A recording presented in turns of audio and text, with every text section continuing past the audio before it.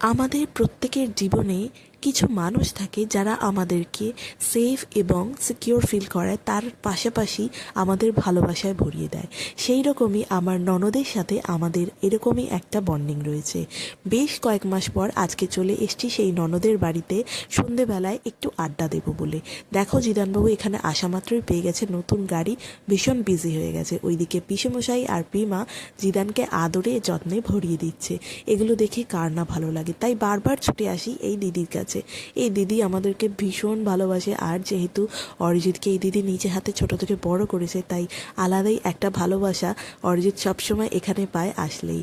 আর সন্ধেবেলায় আজকে ছিল চপ, কাটলেট, সিঙ্গারা, মিষ্টি, যেটার ভিডিও আমি নিতে ভুলে গেছি, কিন্তু ডিনারের ভিডিও আমি ডেফিনেটলি নিয়েছি, রয়েছে ভিডিওতে।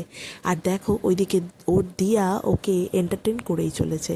জিদান কিন্তু খেলায় ব্যস্ত থাকলেও তার সাথে সাথে ওর খাওয়া দাওয়াটা কন্টিনিউ চলছে। আজকে জিদান খেয়েছে হোয়াইট সস পাস্তা, সেটার ভিডিও আমি নিইনি যদিও। আর এটা হলো আমাদের ডিনার, চিকেন বিরিয়ানি, তার সাথে রসমন্ডির পায়েস, দুটোই ছিল ফাটাফাটি। খাওয়া দাওয়া শেষ করে চলে যাচ্ছি এবারে বাড়ির দিকে, আর আমরা বসে পড়েছি ক্যাবে। আর দেখো দিদি আমাদের জন্যে খাবার প্যাক করে দিয়েছে। আজকে রাতে তো খেয়েই নিয়েছি, যদি রাতে খিদে পায় সেই কারণে আমরা বাড়ি নিয়ে যাচ্ছি। আর যেতে যেতে রাস্তায় পড়ে গেছিলাম একটু ট্রাফিকে, একদম বাড়ির কাছে এসে।